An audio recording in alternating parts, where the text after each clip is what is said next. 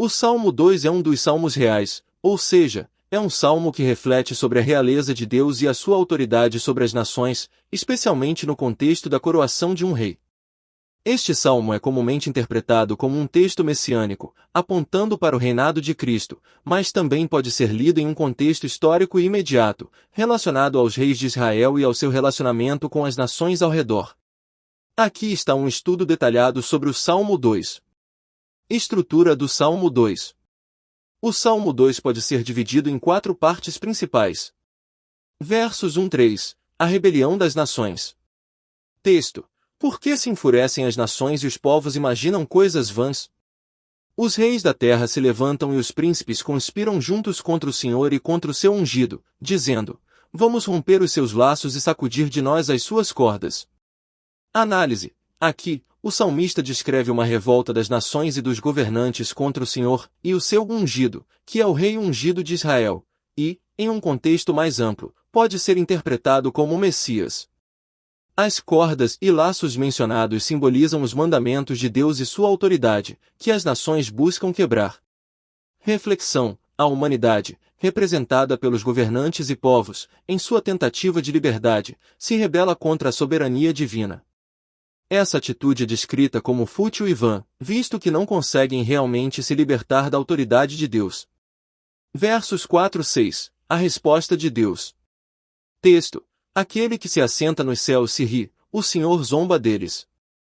Então lhes falará na sua ira e no seu furor os confundirá, dizendo: eu, porém, estabeleci o meu rei sobre o meu santo monte, em Sião. Análise. Deus reage à rebelião com uma atitude de zombaria, mostrando quão inútil é a tentativa de desafiá-lo. O Salmo deixa claro que, embora as nações planejem e se oponham, Deus já estabeleceu seu rei, sobre o meu santo monte, que é uma referência a Jerusalém, a cidade de Deus. Reflexão. Deus não é surpreendido pelas ações dos governantes terríveis. Ele já tem um plano divino, e os seus inimigos não podem mudar isso. O estabelecimento de seu rei é uma afirmação de autoridade e poder inquebrantáveis. Versos 7-9. A proclamação do rei. Texto.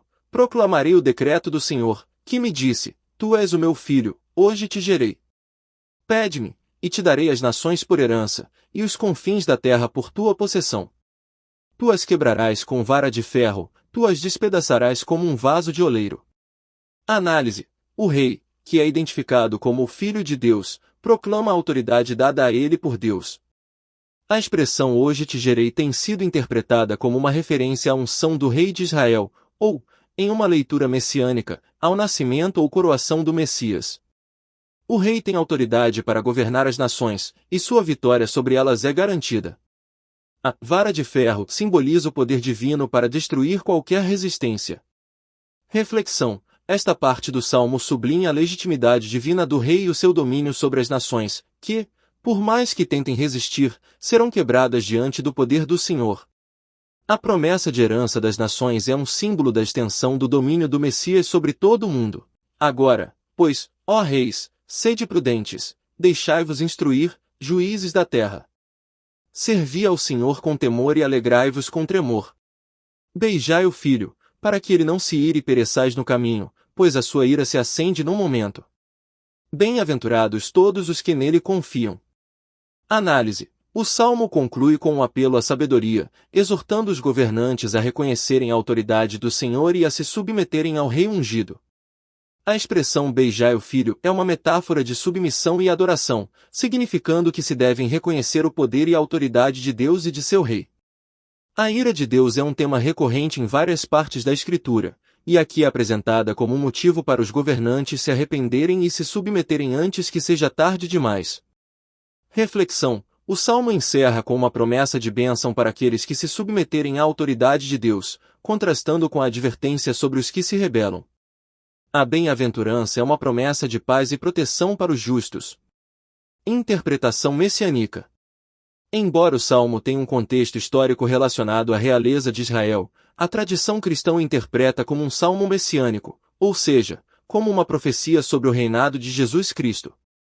Jesus, o Filho mencionado no Salmo, é o Messias, aquele que Deus estabeleceu como rei sobre todas as nações. O Novo Testamento faz referências diretas a este salmo, aplicando-o a Jesus. Soberania de Deus. O Salmo 2 nos lembra que Deus é soberano sobre as nações e que nada pode resistir à sua vontade. A rebelião humana contra Deus é fútil, pois ele já determinou o que acontecerá. Alegoria do Rei Justo. A figura do Rei ungido no Salmo reflete tanto a autoridade do Rei de Israel quanto a de Cristo, o Rei dos Reis, que virá para reinar em justiça. Cristo é o Rei que vencerá todas as forças do mal e governará com justiça e paz. Chamado à submissão, o Salmo também faz um apelo para que as autoridades reconheçam e se submetam ao reinado de Deus. Este é um chamado para todos os povos e governantes se voltarem para Deus em reverência e humildade. Esperança para os justos, para os que confiam no Senhor, o Salmo promete bem-aventurança. A fidelidade a Deus e a confiança em seu governo resultam em paz e segurança, enquanto a rebelião traz julgamento. Conclusão. O Salmo 2 é um salmo poderoso que nos fala sobre a soberania de Deus, a autoridade de seu Rei ungido, e o destino das nações diante dele. Embora tenha um significado imediato para Israel, ele é igualmente relevante como uma profecia messiânica, apontando para o reinado de Cristo.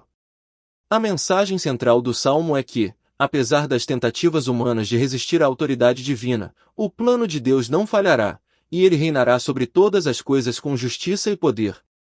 Se inscreva em nosso canal Curiosidades Bíblicas, curta, comente e compartilhe nosso conteúdo.